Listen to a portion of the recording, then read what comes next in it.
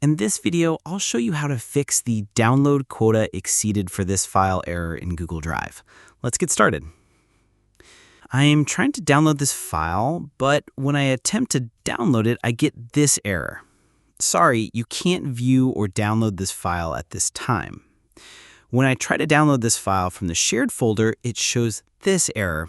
Download quota exceeded for this file, so you can't download it at this time. To fix this error, right-click on the file you want to download.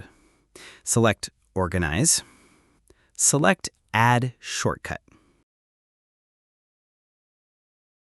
Go to your drive. Create a new folder. Give it a name. Click Create. Click Add. Go to your drive. Open the created folder. Click the down arrow icon next to the folder name. Click Download. Wait for the zipping to complete. As you can see, the file is downloading. For the link, click on the three-dot menu. Click Add to Start. Go to Google Drive. Navigate to the Starred tab. Right-click on the file. Select Organize. Select Add Shortcut.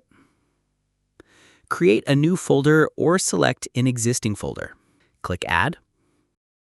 Go to your drive. Open the folder and click Download. This way, you can download any Google Drive file without any limitations.